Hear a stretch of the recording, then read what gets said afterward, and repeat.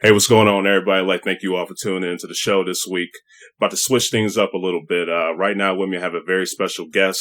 As you know, we usually talk about sports, but this guy's making a big name for himself out there right now, out there hustling hard. Had to get him on the show just to talk to him about what's going on with the black community and everything right now. It's only right that I have with me Philadelphia's own Prince of Pan-Africanism, Dr. Umar Johnson. Doc, how you doing?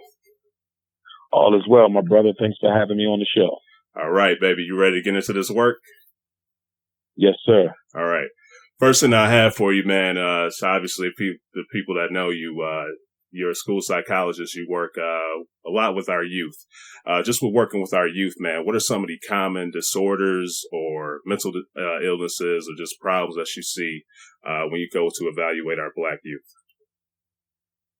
I would say that the biggest problem that I find in working with our children in my capacity as a school psychologist is the very low, or should I say the relatively low estimation that teachers and parents have for the ability to learn or behave themselves. It is amazing to see how many young brothers in kindergarten, first grade, second grade, who are being sent to me and to colleagues of mine to be evaluated for assumed learning disabilities, assumed intellectual disabilities, assumed ADHD. It's just amazing how quick Black parents are willing to push the special ed button, the disability button, the psychiatric medication button. Now, looking at the teachers who are responsible for educating our children, i.e., middle-class white women, I would expect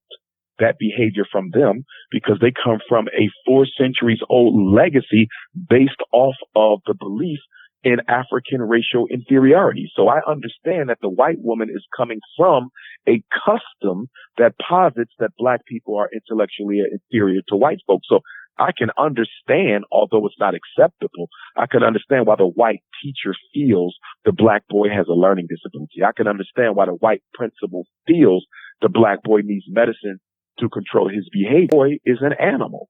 You know, he can only be controlled through external mechanisms. So the white teachers and the white principals are doing what they're supposed to do according to their racial agenda. Right. Doing what we need to do according to our racial agenda. Problem is the lack of confidence everyone has when it comes to Black children in general and Black boys in particular as it relates to academic aptitude and behavioral control. Right.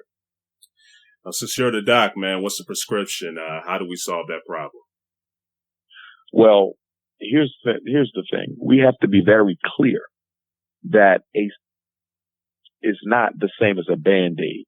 And that has to be stated because my Douglas once said that too often we strike at the branches in addressing our problems, but very rarely do we strike at the root. And if we look at the miseducation machine, and I refer to it as a machine because it is heartless, it is emotionless, it does not care.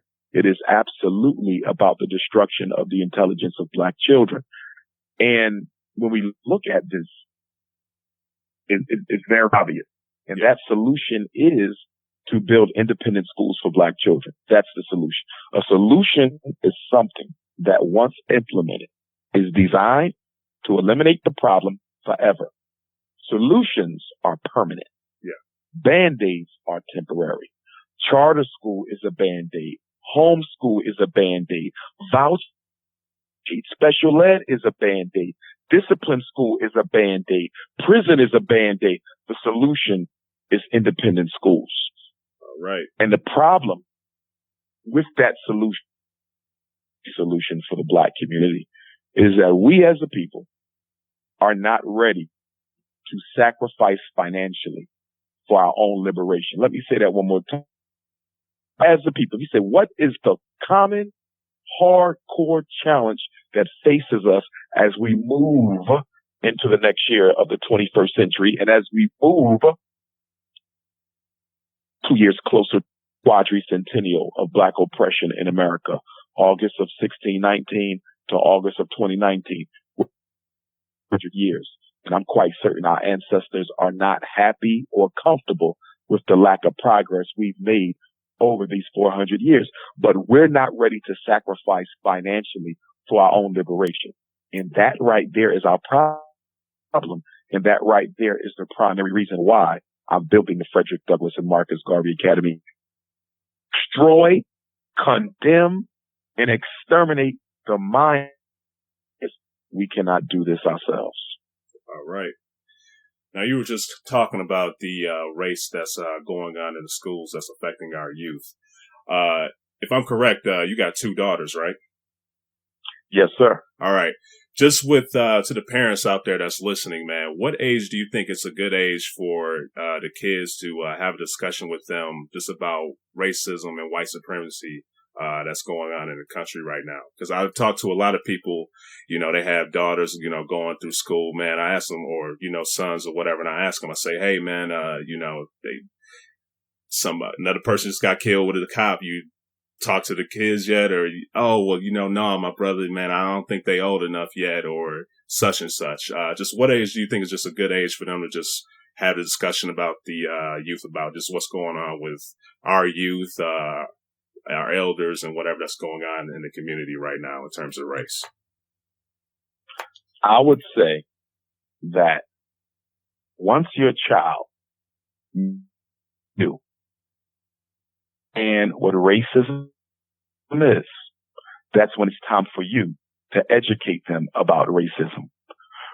In other words, a child comes home and says, the teacher excluded me from an activity because I'm black, or one of my white classmates made a racial joke, or I think I'm being picked on or singled out because I'm darker than the other children. Once your child expresses any elementary type of understanding or consciousness about racial differences, that means they're old enough to start learning about the racism. It's the same answer I have when people ask me, what is the appropriate age to teach my child about sexuality as it relates to the LBGT crusade? Yeah. And my answer is the same thing. Once your child comes home speaking to the fact that they're being educated about men being with men or women being with women or whatever the case may be, once they express to you any type of confusion or interest or understanding in that subject matter, it is now appropriate for you to educate them about that particular circumstance, because they are targeting our children at younger and younger ages. Yeah. And if a black boy is old enough to be victimized by racism, he's old enough to learn about racism. That's right. Doc, if you can, man, just what are your thoughts on my generation right now, the millennials? I think the millennials could be our worst curse or our greatest blessing. Obviously, what comes to millennials is many of them adopt a post-racial attitude. Many of them are multiculturalists. They're caught up in a lot of struggles that are not essential to the black predicament: feminism, LBGTism, multiculturalism, anything but focusing upon the blackness. Yeah. So that's the big issue I got. They've been multiculturalized out of common sense. So that's one of my biggest challenges for the millennials. But on the other side of that, I see the brilliance and the intelligence of the millennials, the ideas that they come up with. They're very sharp. And so if we can get them to channel intelligence and that creative genius into racially progressive activities and racially progressive conversations, I think our millennials can do us a lot of good. See, the millennials are the first grandchildren in America whose grandparents or parents did not go through any of the civil rights struggle or black power struggle. So for me, my grandmother lived through that time. My mother was a bit too young, but my grandmother lived through that time. For the millennials, they don't really have a grandparent who could sit them down and say, hey, let me tell you what it was like in this country 50 years ago. Yeah. A lot of them don't have that. And because of that, we have failed to pass on the legacy of struggle and cultural consciousness to the millennial generation. So the way that they are in terms of being disconnected from the racial is largely the responsibility of the black community itself, but it's not too late. We can still bring them into that consciousness. All right. Now it's about time to get right into FDMG, Frederick Douglass Marcus Garvey Academy. Just any further updates on that, Doc? Well, right now, that's the reason I'm in Detroit. I just came from Wilmington, and the day before yesterday, I was in Atlanta, all school shopping, still school shopping. Right now, it looks like it's going to be a toss-up between Atlanta and Detroit. Wilmington, Delaware is still a very real possibility. Okay. It's still a very real possibility. But Atlanta and Detroit, I would say maybe edging Wilmington slightly, but Wilmington is still a possibility. I think it's going to come down to a school in one of those three cities. And the decision is based on the school itself, not the location. Okay. So it's not about whether I want to be in Detroit versus Atlanta. That has absolutely nothing to do with my decision. It just so happens that Atlanta and Detroit are two very strong Dr. Umar support cities. Yeah. That worked out as a coincidence, and I'm glad it did, but that had nothing to do with it. I'm totally focused on the facility itself, which is to say I could put the school in Little Rock, Arkansas, or Phoenix, Arizona, or Milwaukee, Wisconsin, as much as I would put it in Detroit or Atlanta, because it's about what do we get for the money that we have? Yeah. So that's what I'm looking at, facilities over locations. So it's not about loyalty to one city. It's about loyalty to the best possible opportunity we can give our children with the $700,000 that the people have given. Yeah. It's just good to hear, man, that you'll be having it pretty close to me, man, because just right where I'm at, dude, like the school's been shutting down like crazy. I stay in a predominantly black area, so like, you see a lot of these kids with the schools shutting down, a lot of them don't really have any hope or any direction or anything like that. Just, man, that'd be really helpful for you to have that school up here for them to go to. So, yeah, I'm really hoping, man, that you can have it up here, man. That'll be just fantastic for the youth.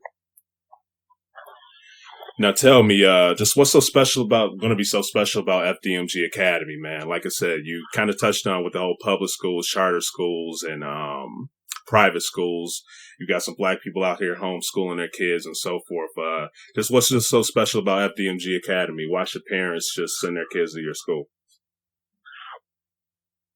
It's a school that doesn't have the same ideological premise as every other school. Most schools exist to teach black children how to work for white folks, or either they exist to prepare the children to go to college and then go work for white folks. Yeah. Our premise is economic and political and intellectual independence. So we are empowering our boys to create their own political economic reality. We're not indoctrinating them with an American consciousness. We're not indoctrinating them with the belief that going to college is somehow going to solve all your problems, when in fact it's creating more problems for a lot of black folk. When you look at the unemployment rate for college educated black folks, we want to understand that their livelihood is their own responsibility, that you don't necessarily have to go to college to become wealthy or successful, that is simply a narrative that has been pushed by the colleges and the government to put black people into debt in the name of higher education. And we're definitely not against college, because I'm sure most of our children will probably end up going, because many of them are going to want to make a headway for their community by studying a field that is critically important for us. So some of them are going to want to be engineers, doctors, educators, psychologists, pharmacists. Those types of careers require collegiate education, and they will be more than prepared for that. But for other children who are not necessarily interested in a career that requires a degree, they should not be forced to go to college. I know plumbers who make as much money as surgeons. I know electricians who make as much money as scientists. I know carpenters, engineers. So we have to break down that those who go to college make more money than those who don't. I know very successful black men and black women who are in the industrial building trades who live quite well and do quite well. And so I want to make sure our children are aware of all the different opportunities that are available to them as they choose their life path, as opposed to being bullied into thinking that you have to go to college, So that's one of our biggest differences. We're also going to teach a strong diet of African spirituality, ancestral veneration, Pan-Africanism is going to be the foundation, and not just any type of Pan-Africanism, but Marcus Garvey's Pan-Africanism. We're going to be quite serious about that. They will understand that. Economic science, they will understand that. They will be doing business plans in elementary school. They will be doing financial plans in elementary school. We're going to give them as much as it is possible for them to be able to handle in those years while they are with us. We're going to start with the K-8 Academy or a particular subsection of K-8, probably more like 3rd to 7th. And of course, finances will dictate that. But we ultimately hope to grow. In a final analysis, we will be a K through 12 school. Ultimately, that's what we're looking at.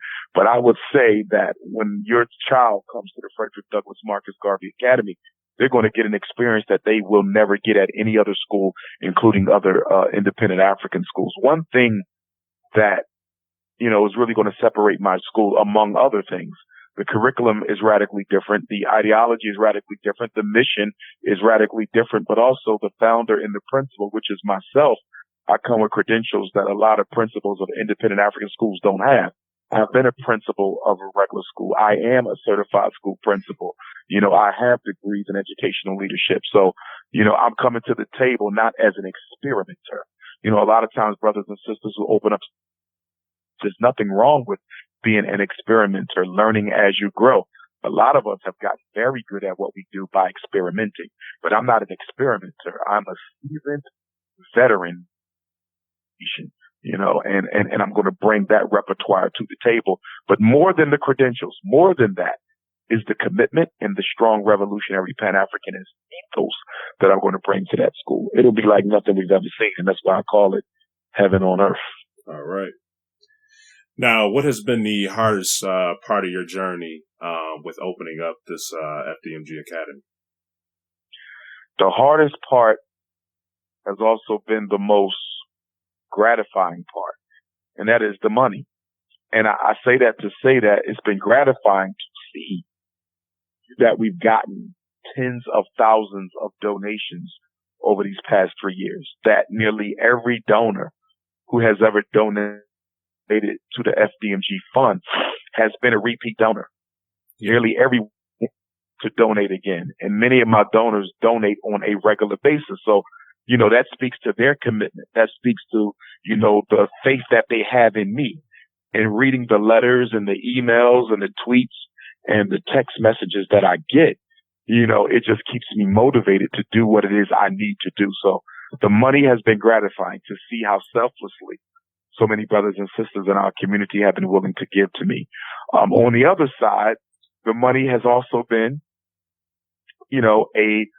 a minor disappointment in the fact that more people, not the ones who have donated, I don't ask anything extra of the ones who have given, but for the ones who given, but who are out here spending, millions of dollars on hair, sneakers, and technological devices. Just Black Friday. Exactly. Right now we're in the middle of, the biggest shopping frenzy of the year for Black folks. And we're going to dump billions of dollars into a white economy while the Black economy is gasping for air, and it just hurts that our children are catching the hell that they're catching, but yet their parents care more about useless garbage that they're going to buy for Christmas as opposed to building the type of school, that our children need. I look at Darren Wilson and when he murdered our brother, Michael Brown, and I look at, George Zimmerman and when he murdered our brother Trayvon Martin, and I look at some of these other police officers who have been guilty of assassinating unarmed Black people. White folks have come together to raise hundreds of thousands of dollars for them in a single day. Yeah. In a single day, they were able to raise money to defend the killers of Black people. So although I'm very much thankful to those who have donated, I'm very gracious for what they've done for me to help me get to this point where in the next couple of weeks we should have school, God willing. At the same time, it hurts because so many more should have donated, did not donate. But I do have to be cautious in stating that I do believe that part of the reason why we haven't gotten more donations is because, simply put, a lot of people don't know about Dr. Umar Johnson or the FDMG Academy Fund. Yeah. Millions of black people know me. You know, I can't walk outside anymore and not be known. Like everywhere I go, they know me. I just came from eating at Detroit Soul Restaurant. Their brothers and sisters knew me so when I walked in the door, but there's still millions more who don't. And so what I always try to do is just encourage brothers and sisters who have donated and who support me to tell people in your family, tell your coworkers, tell people at your church, your masjid, your fraternity, your sorority. Just tell them, oh, go look him up, trying to raise money for a school, and you have to make a donation. I think that right there is the single most powerful thing we can do to bring more people into the consciousness of what I am about. All right. Okay, up next, we're about to switch the tone just a little bit. We're about to talk about a little bit more about racism and just white supremacy. Recently just had women come out about their Me Too movement, talking about them being sexually assaulted and stuff. And just black people have been constantly going through hell in this country, Doc. I was just wondering, man, if you wouldn't mind sharing with the people just a personal story that may have affected you that you dealt with racism that you've dealt with in the past, if you wouldn't mind talking to the people about it. I think of a recent example. It would have to be my doctoral education. We just lost Umar for a second. We're back at him, but go back with your story. The racism that I went through working on my doctorate degree, yes, the most excruciating form of racism that I experienced was working on my doctoral degree, an 8-year program that should have been years, which was consistently sabotaged by the white professors who ran that program. That experience really helped me rededicate myself to fighting against the lives of our children by having to go through it myself within the field of education. Going through that in my 30s could only help me understand how painful it must be to go through that as a child. It was emotionally traumatizing, my experience with racism working on my doctoral degree. And if that can bother me in my 30s, I'm quite certain it can bother a child at 7 or 14. And so just going through that was almost like a rebaptism into the school to prison pipeline.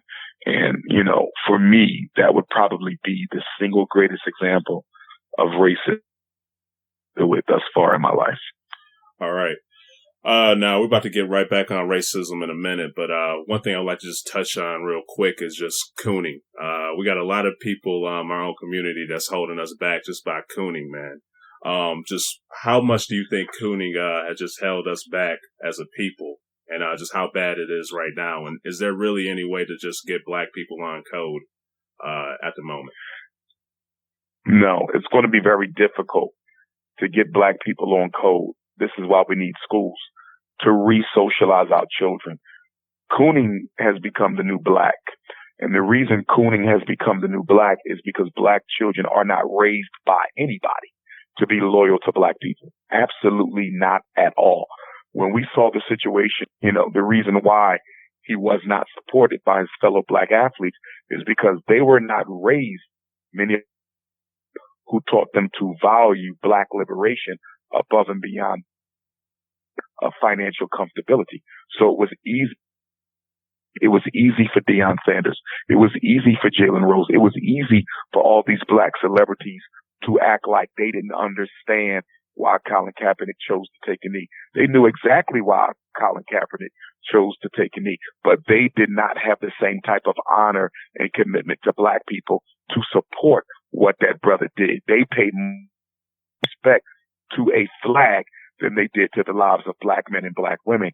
And so for me, we have to stop raising our children with a get rich or die trying mentality.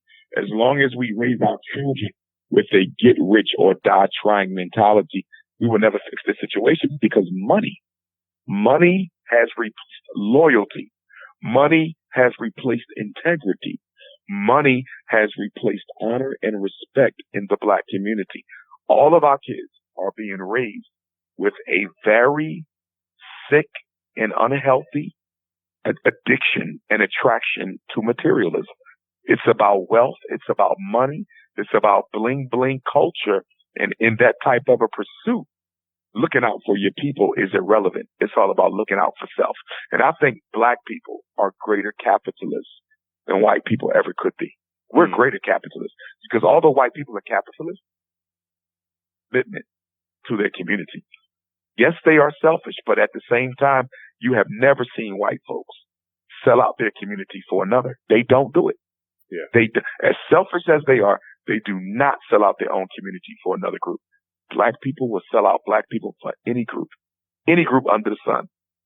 Yeah. There is no code because there is no collective consciousness. And there is no collective consciousness because we are in an identity crisis. Most black people don't want to be black in the first place. And something that isn't worth fighting for definitely cannot be saved. Yeah. That's one thing I will say this, we do talk about a lot of sports on this podcast. I knew a lot of black people weren't going to be with Kaepernick on the whole NFL issue, but it just surprised me at just how quick it got shut down. Like, I thought it could last a year. I did. But just how quick that thing just got shut down, just like week after week, you saw less people kneeling and just coming together for Colin Kaepernick. I was really surprised by that. I thought they could at least lasted a year, but you see, when you're raised to value sports more than anything else, true, then nothing else is going to matter. Yeah. And basically, what black football players have said is, me playing this game or me talking on television about this game, in the case of the commentators, is more important than black people's life and safety. That is more important. As a man is taught, so is his thoughts. Yeah. And so much of this goes back to how we raise our children, the principles we give them to live by, the morals we give them to live by. It is not conducive to the best interests of black folks. We are the ultimate individualist people. We are totally individual. Black folks, when they make a decision, there's one thing that you can be guaranteed never enters their mind as it relates to their decisions, and that is how it affects other black people. To the contrary, Chinese have to consider the impact on the culture. Jews have to consider the impact on the culture. Mexicans have to consider the impact on the culture. East Indians, Arabs have to consider the impact of their decisions on their culture. Yeah. Black people, absolutely not. Yeah, that's correct, man. Now, another thing I'd like to touch on is just reparations for black people. Do you believe that, well, first of all, how confident are you that black people will get reparations? And just how confident are you that black people can get reparations? And just what should the reparations consist of? Should it just be money? Should it be money and land? Like, what's your personal opinion on that?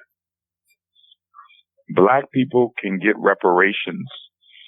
The problem is what is needed in order to get reparations, black folks are not willing to do.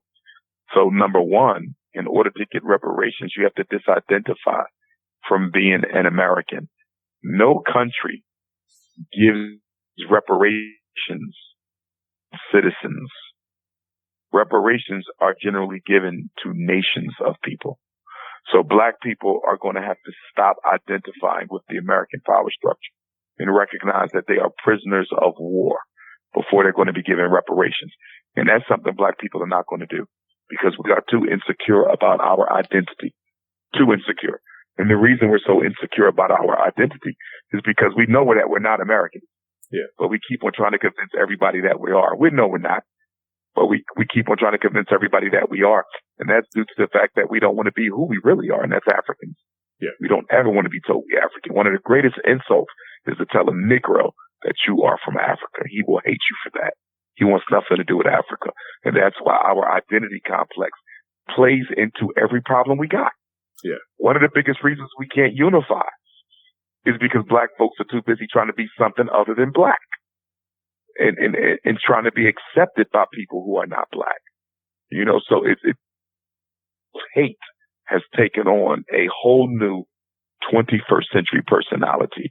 And I would go on record as stating that the self-hate that we deal with now, I believe, is the worst type of self-hate that has ever existed in Black America since the beginning of the British North American slave trade in 1619.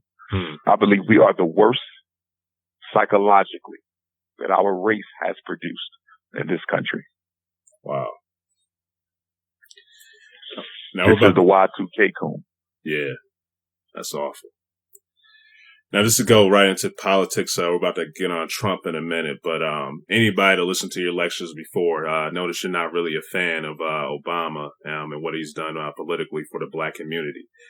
Just to ask you about Obama, because a lot of black people still, I don't care how old they are or whatever, they don't really understand racism. They don't understand white supremacy. Do you think Obama knowingly did what he did, or do you think he just came into the office and he didn't really know what he was going to get into? I think it was both. He never held the office before, so he didn't exactly know what he was inheriting in that position. But at the same time, Barack Obama, like all other presidents, come to learn during the course of their 4 or 8 years in office that I do have the ability to make certain things happen on the domestic front for certain groups of people. Obama quite clearly knew this because his presidency was basically the presidency for homosexual America. He fought and basically cajoled the entire country into accepting.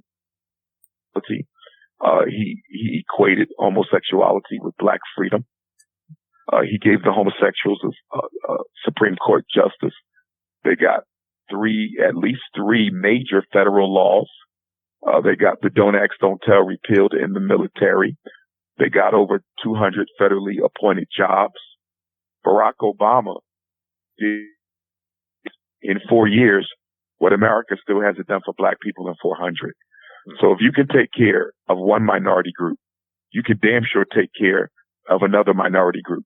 And how dare you take care of a group whose issues don't even begin to approach the types of problems that members of your community have to deal with, i.e. Africans in America. And if Obama did not look out for any minority groups, that would have been to his benefit, because then he could say that I'm only looking out for America. No, most Americans are not gay. So you can't say that he was looking out for America by looking out for gays, because most Americans are not gay. I didn't benefit at all from any of those gay laws. No heterosexual benefited from any of those gay laws. Those laws were just for gay people. So if you can pass laws just for gay people, you can pass laws just for black people. But I will say this. In his defense, or that he would do a single thing to help black people. So I do have to be fair. He's not a hypocrite. He's not a hypocrite because he never said he would do.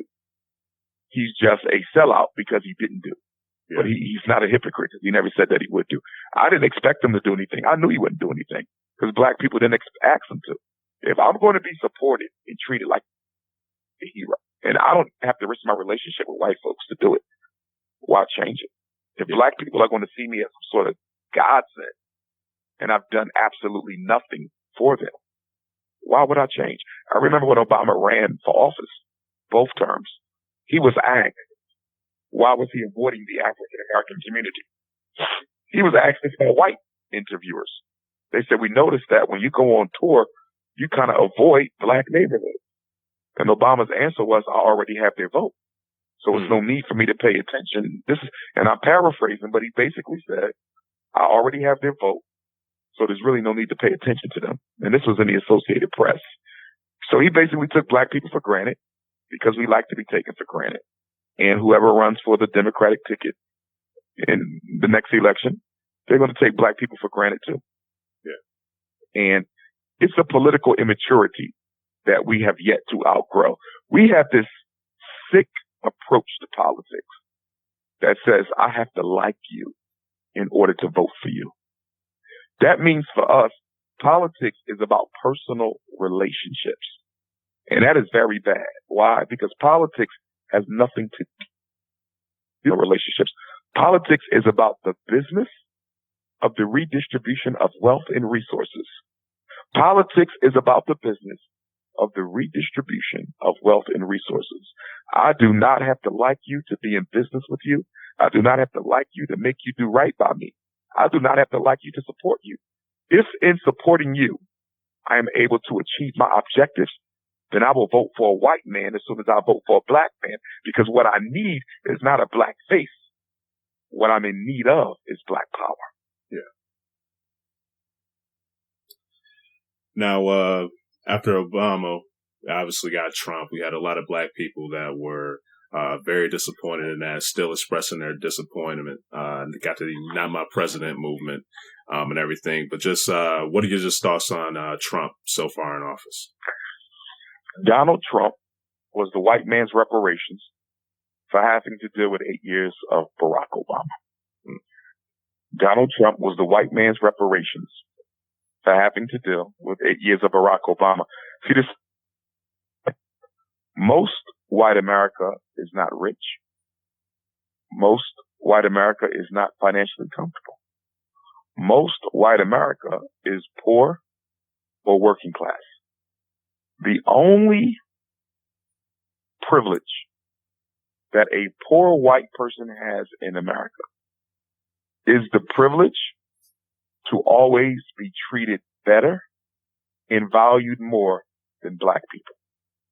When they put Barack Obama in the White House, that hurt the ego of poor and working class white folk, because the one thing that they had, which is the privilege of being white, they felt was jeopardized by putting the so-called most powerful man in America in the White House. Yeah. And because poor white people had to suffer for 8 long years of not being the obvious beneficiary of privilege, they had to be compensated for that. And Donald Trump was the reparations for that compensation. Yeah. Kind of makes me think of... If Obama was never elected, Donald Trump would not be president today. Wow. I can promise you, if Barack Obama was never president, Donald Trump would have never been president either. Only an unexpected Obama election could produce an unexpected Trump election. Wow. And there's something to be learned from this, because black people have a bad habit of celebrating victories that have not even been achieved. I'll give you an example. In 1954, the Brown versus Board of Education Supreme Court decision outlawed the use of race in the school system. Black people celebrated, although the schools today are just as segregated as they were 53 years ago. Now, 20 years later, in 1974, the United States Supreme Court, the same court, 20 years later, ruled in a case known as Milliken versus Bradley that you cannot force school districts to integrate across district lines. That means if Detroit Public Schools is 99% black and this has integrated schools, that means Detroit is going to have to go to white Bedford or any of the other white towns to integrate the students, because there's no white kids in Detroit to integrate. And the Supreme Court said you cannot force it across the state line. Wow. Black school districts, were racially exclusive throughout the entire district. If you want white kids, you got to go where? To another district to get them. And the Supreme Court said you can't do that.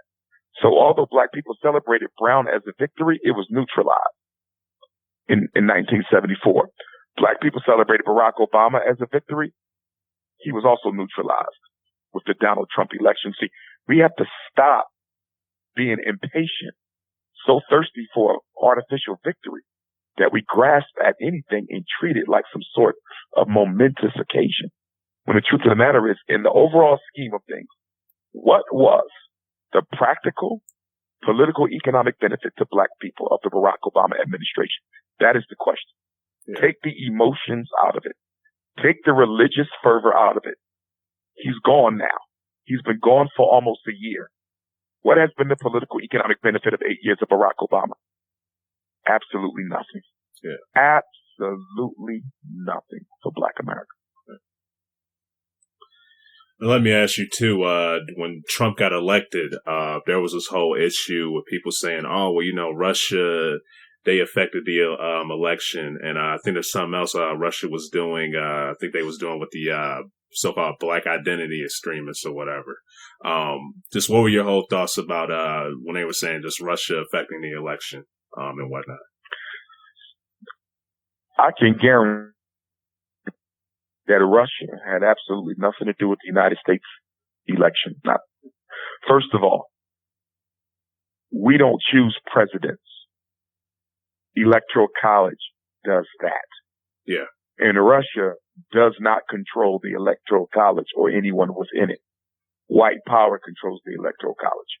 That is nothing but propaganda put out there by the National Security Association, the Bilderbergs, the Trilaterals, the Federal Reserve, the white power structure of America to make people think that the powers that be did not want Donald Trump.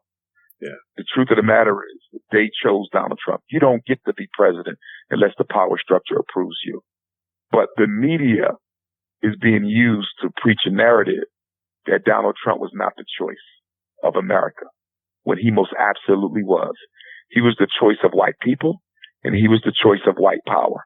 And that's why he's in there. If anything, Barack Obama was not the choice of white America. When Barack Obama beat Senator McCain his first term, he beat Senator McCain by less than 3 million votes. He beat Senator McCain by the size of Delaware, which is one of the smallest states in America. That's all. He barely beat him, but it was treated like a landslide. It was a landslide in the Electoral College. It was not a landslide in the popular vote. More than half, or should I say at least half of America did not want Barack Obama, but white power. And that's why he got in there. The National Security Association, absolutely everything as it relates to a presidential candidate, a serious one.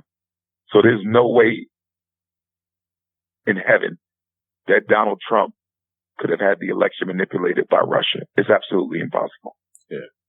This, like the key and thing. As far as the black identity extremism, yeah, that's also a manipulation. That is FBI and CIA who have been watching individuals like me, and probably because I teach.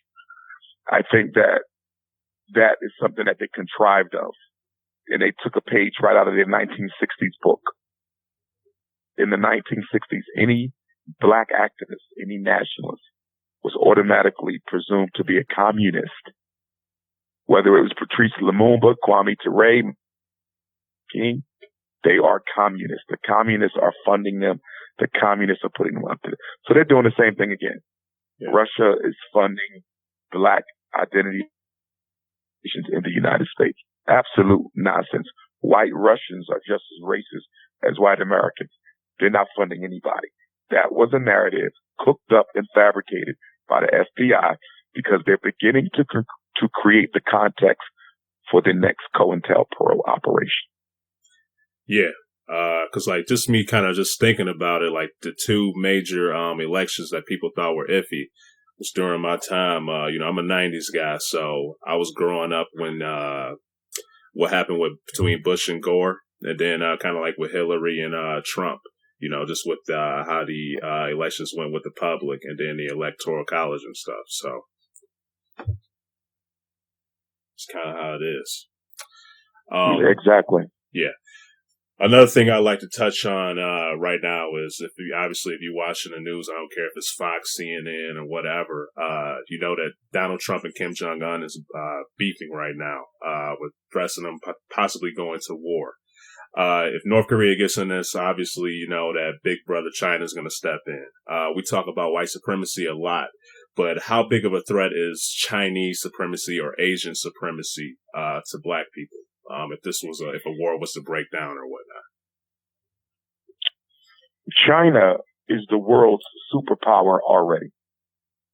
The white man considers himself the world's superpower because that's just his narcissism. China has been the world's superpower at least for the past 10 years. At least. The power of China far exceeds the power of the United States or Great Britain.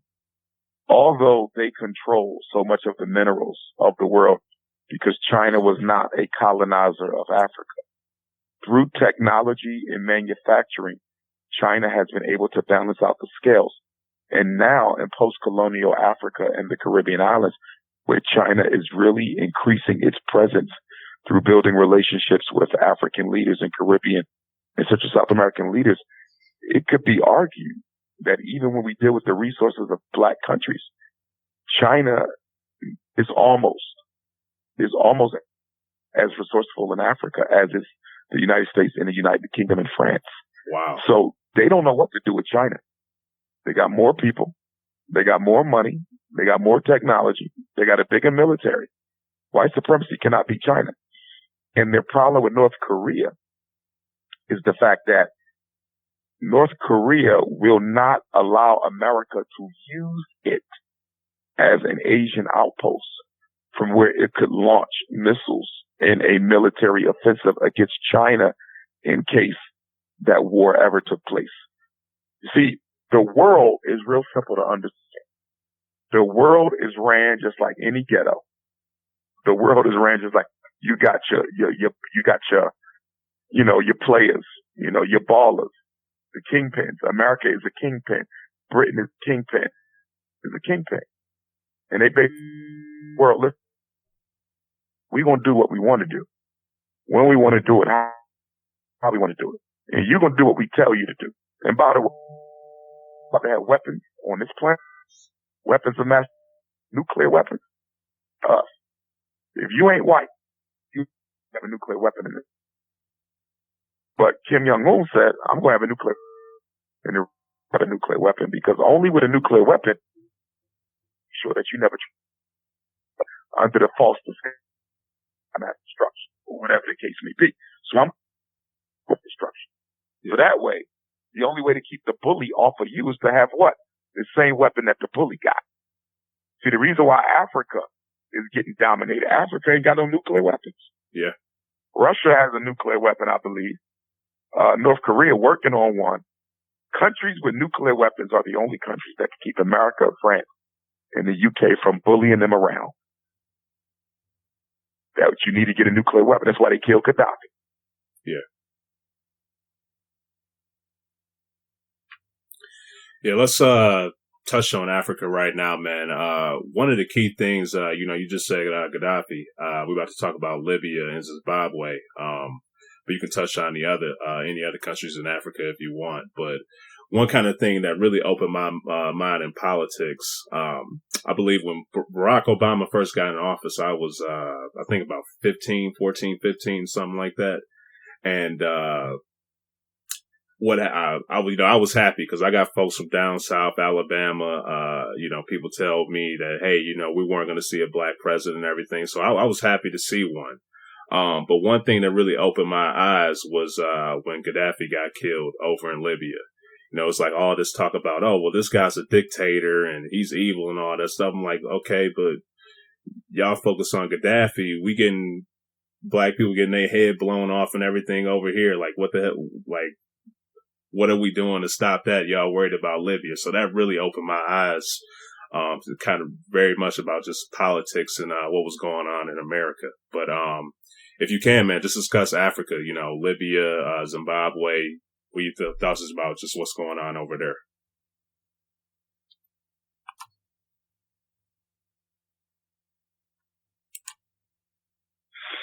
As it relates to Libya, I do not believe that Muammar Gaddafi was working on a weapon of mass destruction. I simply believe that was the CIA's pretext that was offered to the public to justify his assassination. Gaddafi was assassinated for working and planning with the sub-Saharan African heads of state, African Central Bank, that would be linked to the natural resources of the continent. With Africa being the richest continent on the planet, a central bank with monies linked to its own resources would have made African currency more valued than any other currency in the world. That was the economic revolution. On top of that, they were planning to float their own telecommunications satellite in Africa. That would have put thousands Western companies out of business, that would have lost not trillions of dollars for white companies with cell phone use, cable television, internet, and all types of other services in Africa, a country with almost 1 trillion people on it. And so, 800 billion people on the continent, if not 1 billion people. And so they could not allow Gaddafi to go ahead. And Gaddafi was not the brain behind that project. African leaders were the brains behind the project. Gaddafi had the material, the financial wealth, the resources to make it happen. Right. Because he had the money to make it happen. And that's why he was assassinated. It wasn't over nuclear weapons. It was because it had central bank and that telecommunication satellite, which would have ultimately been worth more to Africa than any nuclear bomb. Now, the slave trade. And I really would like to know whether Gaddafi was aware that Africans were being traded in Libya, or whether this is something that they're claiming and after. And because I believe the trading was going on while he was alive. But I'm not certain. And that's something that I'm going to have to do research on. Here's the situation with the slave trade in Libya. It's wrong. It needs to be stopped. The African heads of state just last week, I believe, had a conference talk about the modern African slave trade. But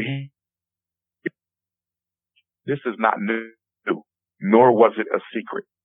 The question that has to be asked is, why is the Western media, who doesn't give a damn about Africa, why is the Western media putting a spotlight on slave trading in Libya, but they're not putting a spotlight on slave trading in other in other Arab states that they know is going on? Saudi Arabia, why you ain't talking about that? There's Africans being traded into slavery in Kuwait. Why you ain't talking about that? There's Africans being traded into slavery in a lot of Arab states. You know why they're not being talked about? Because they are the United States. The only reason why they're highlighting the slave trading in Libya, which, and are just now talking about it, because Libya is considered an enemy state. It's an enemy state. So since it's an enemy state, we want to do all that we can to polarize its image.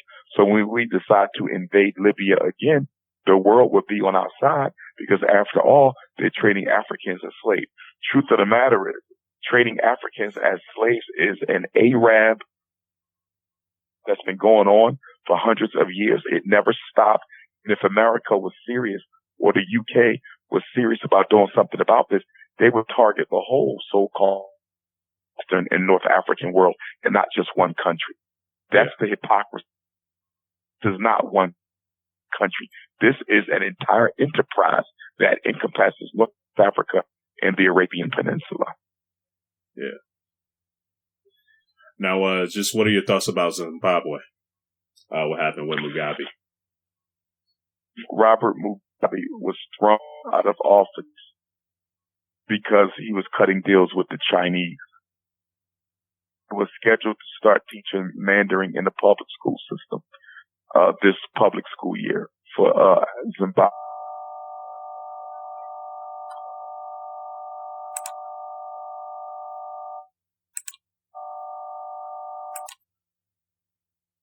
The Chinese had begun to make headways.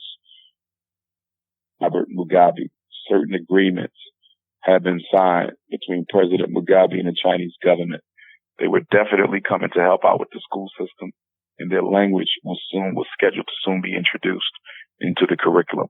I believe, given Zimbabwe's wealth, given Zimbabwe's natural mineral resources, America could not allow for a country minerally rich in that particular part to fall to China, especially given the fact that the Chinese have made so much headway into the Republic of South Africa. Had the Chinese been able to make headway into the Republic of Zimbabwe, that would have given China a very strong presence in the southern horn of Africa. And that would have spelled disaster for American foreign policy. And so a coup had to be arranged, the Chinese incursion into Zimbabwe. And I believe that's why Robert Mugabe was overthrown. All right. Now we're about to touch back over here. I know you're in Detroit, man, but there's a city we got to touch on that's going through hell right now, and that's Flint with their water crisis. Man, if you could just speak on it, just what are your thoughts on Flint and their whole situation going on with the water?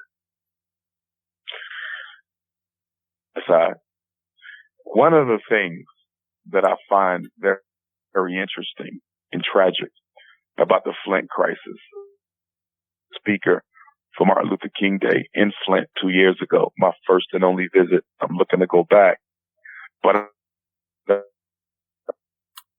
Black leadership, whether it be Black leadership in Michigan, Black leadership in Flint, Black leadership in America, I can't believe that up until now, there has not been a lawsuit for the residents of Flint to sue the state of Michigan and the city of Flint and the United States for knowingly allowing that type of toxicity in the drinking water, causing those types of problems and potential problems. That is environmental genocide. If you read the United Nations Human Rights Convention definition of genocide, it is very clear. Any act done deliberately that can to a people in whole or in part is the United States is guilty of people in Flint. And I can't believe that we still haven't seen an international lawsuit against government for the Flint water crisis. I think it speaks to the control that the Black bourgeoisie has over Black folks and the control that the white folks have over the Black bourgeoisie. That should be an international situation. Yeah. The whole world should know about the Flint situation, and it should be in the United Nations court. Yeah. That is, reparations are due to them. And at the bare minimum, the Flint water crisis should be included as an aspect of the overall reparations fight. That must be included in that fight because we are due reparations for that environmental holocaust. Yeah. And it was just crazy, especially with me, man, because there's a city literally right next to me. It was Melania came up here and visited like a month or two back, but they had a situation with their water. It was something going on with their pipes. And like literally the next day, man, it got fixed. So, and this been going on for a year. So this is, that's just absolutely ridiculous, man, what's going on over there. And speaking of Barack Obama, during that Flint water crisis, he didn't do anything about it. And he actually went up and drank a glass of water. Now, you and I both know that water on that news conference damn sure did not come out of no pipes of Flint. Yeah. If that was the case, he should have asked a resident to bring some of the water out of their home, out of their spigot, and prove that he's confident that the government has eliminated the water crisis. He knew damn well they did. That was some Deer Park, Poland Spring, Fiji, some Brita water. Yeah. Obama didn't drink that water. But it goes to show is willing to do to prove his loyalty to the American power structure. Yeah. All right, now we're getting ready to enter the year 2018. This is about the time when people make their New Year's resolutions and stuff. Me, I'm a guy I believe that if you got something that you need to do or fix, it should happen now. You shouldn't have to wait for a year. But just overall, Umar, just how pleased are you with the Black community in the year 2017?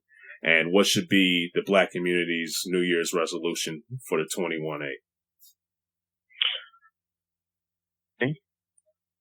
Investment, and that should be our focus.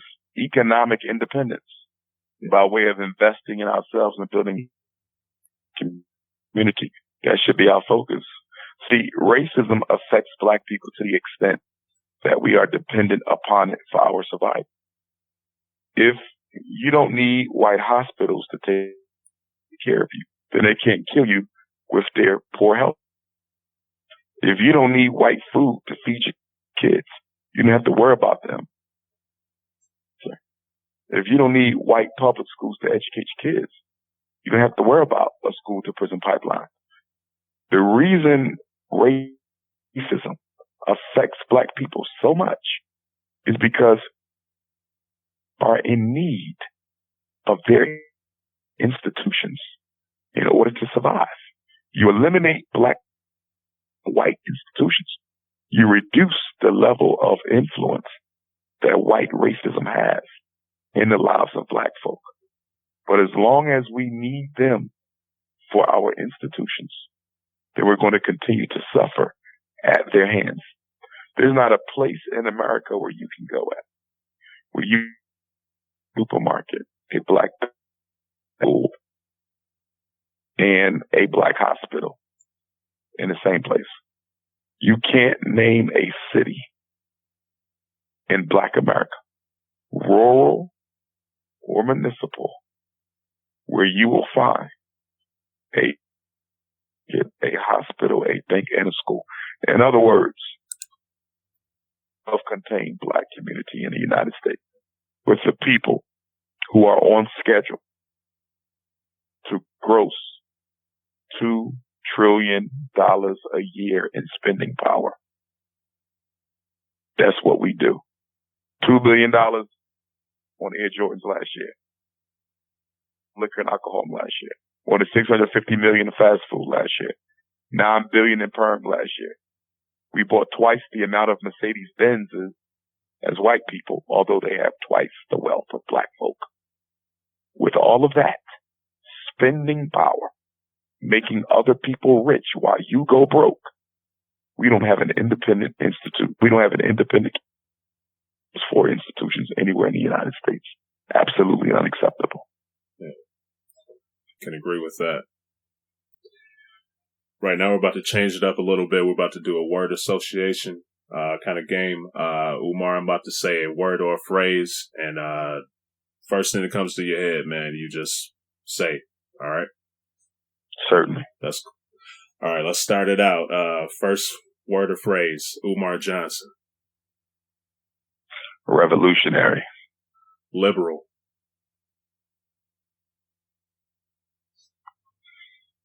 Al Sharpton.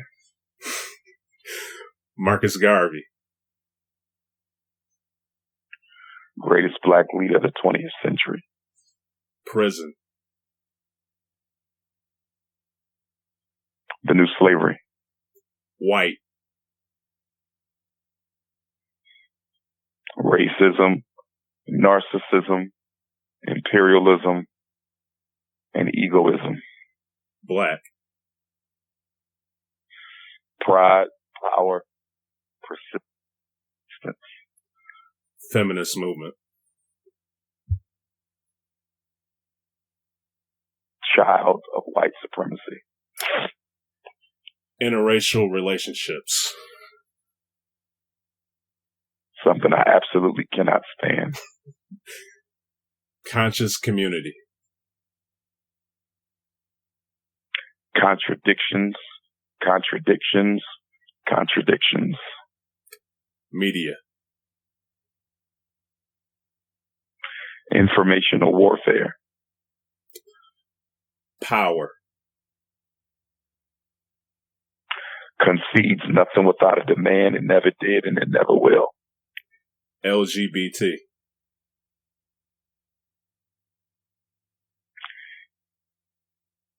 Child of white supremacy.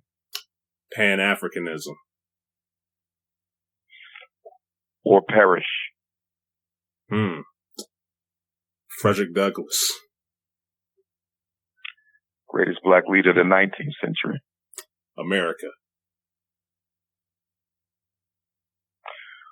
Why did God allow it to ever come into existence? Nigger.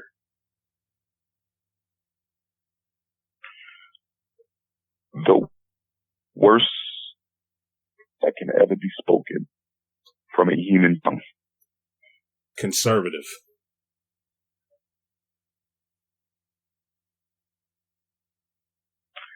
Every coon in the black community.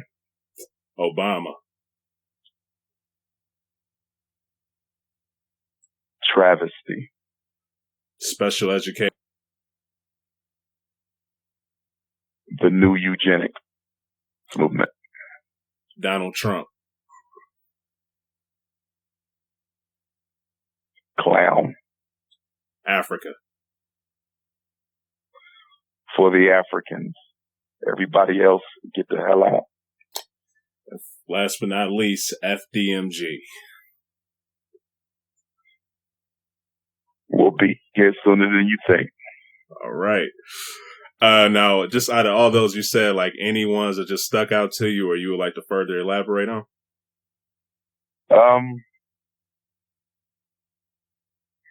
With the FDMG, I would say that I think the ancestors may have engineered the school to intentionally be delayed until August 21st, 2019. That's when they. So the start date will be 8/21/19. That's the quadricentennial of the Black arrival under British North American rule in this country. Okay. And I think the ancestors may have set my path in such a way that the school opens on that very day so that we can receive their blessings as well. I think it's going to be something special when we get it done. The FDMG, because it's not wherever it's going to be, and it's probably going to be here or Atlanta, will serve as a catalyst, the match that lights the fire for everything else that Black people need to do. I think my move to Detroit or Atlanta, whichever one it's going to be, I believe that that's absolutely what we as a people do next. I think that I'm not the only one, but I think I'm one of the major pieces that the end using to bring about that great African global renaissance, being engineered from divine mind. And although we have to work, pay attention to make sure we're following destiny so that we achieve what it is they have marked for us to achieve. Yeah. That would be powerful, man. You said Pan-Africanism, man. You really think it's dead or they're dying? You kind of feel like you're the last of a dying breed or what? Well, no. It's Pan-Africanism or Parish. So what I meant by that was... Or Parish. Okay. Or, nice. Or Parish. Yeah, okay, I misheard you. Or Parish. Okay. All right, the final thing that we got from for Umar, man, just getting to know him. So, like I said, we got a chance to get to know the doctor. We're going to get to know Umar a little bit more personally. So, to start this off, man, do you have any special talents? Other than being an orator, I'm a writer. I've been told I'm a very good writer. In fact, I want to do more of that, and probably will once the school comes into existence. I'm also a little comedian too. So those will probably be my three talents, and they all have to do with communication. So communication is my talent, I guess. All right. What are your hobbies? Reading, writing, sleeping, eating, watching scary movies, and hanging out. All right. Can't go wrong with that, man. Do you have any fears? Yes. The only fear that I have is that I will die having not made it struggle. That's the only fear. All right. Any regrets in your life? Yes. I think I procrastinated in a lot of areas of my life. And And if I can do it over, I've been a lot more focused during my 20s than I was. Okay. What's your favorite places you visited? Tough question, because I like everywhere I go. I've never been poorly received anywhere. I get tremendous amount of love everywhere. So that would be the question, but I will say above all places, I love being home in the mother country. And it doesn't matter which country I'm on. Okay. What's your favorite meal? My favorite meal. I love fish and I love soul food. Mac and green, macaroni and cheese, greens, deviled eggs, black eyed peas, yams. I love soul food size, but I'm a fish lover and ribs is on the plate. I'm going to kill them too. All right. What is your biggest pet peeve? My biggest pet peeve is people coming into my life claiming that they want to help me build. They want to just use me to improve their own image or their company or their business, or just to be around for whatever reason.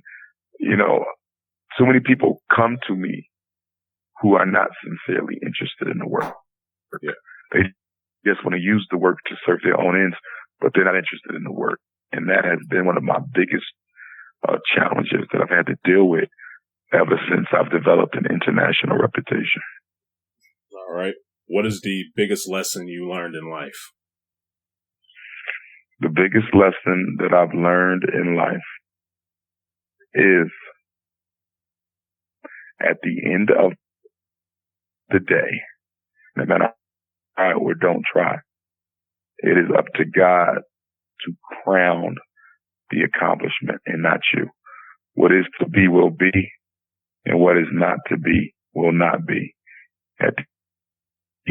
You must offer whatever you do to determine whether or not it will be a success or a failure. In other words, you got to divorce work, peace. And those who cannot divorce their ego from their work will never be at peace. And one of the things that keeps me at peace is I'm able to divorce my ego from my work. I do as much as I can. And then I say, that's all you be at peace with it. All right. And what are you most thankful for?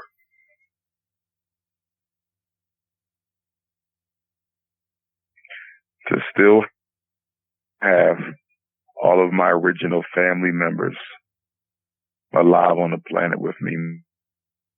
All my brothers and sisters, my children, nieces and nephews. I'm thankful to have family that cares about you, because at the end of the day, no one else will ever care about you the way family does. Yeah, that's amazing. All right, that basically, I asked one thing, since we're in the Detroit, man, just what do you like the most about Detroit, man, that you're just considering having a school there? I like the grassroots energy, the very blue collar, pull up your sleeves and let's help each other, pull up your sleeves and let's clean up. Detroit is not a bougie city. It has bougie people in it, but it's not a bougie city, not from what I can see. Yeah. Detroit seems like a very grassroots, laid back. We do the best we can. We're not really trying to impress nobody. Of course, you got elements. Simply speaking, I don't think the collective consciousness of Detroit is a bling bling city. I see it as a work hard. We do our best. We don't have everything, but we do the most we can with everything we do have. And to me, that is very, very much in alignment with who I am. You know, a non-materialistic, grassroots, get back to the basics, let's help each other get ahead type think about when I think about Detroit. All right, that's what's up, man. I pretty much just wrapped up the show. Before we get ready to close this out, I'll leave you with the last words, man. But just want to thank you personally, man, for just taking the time. Because this podcast, man, we've been doing about 2 years now. I think in January it'd be 2 years. But brothers, you taking this time, man, because I've been trying to get some interview with some other people. They asking me, man, how much money you got? You got to pay me and all this other stuff to get these interviews in, man. So just taking the time out your day, not asking for $1 or a cent. You just giving your time, man. I just really appreciate it. So. No problem. And, as you know, Dr. Umar Johnson will be speaking here in Detroit. Years the 7th Kwanzaa Imani. We will be dealing with the concept of faith. Be at the Northwest Activity Center in Detroit on January the 1st, 6 p.m. Doors open up at 4 p.m. Can be purchased at the door or on drumarjohnson.com. It's going to be a powerful message. And hopefully at that New Year's lecture, I will be announcing where the first school will be. So it's going to be a very historical night here in Detroit on January the 1st. Yeah. Well, let me ask you too. You were talking about the school. There was talks with you wanting to have a school for the girls too. Was it the Anna Douglas?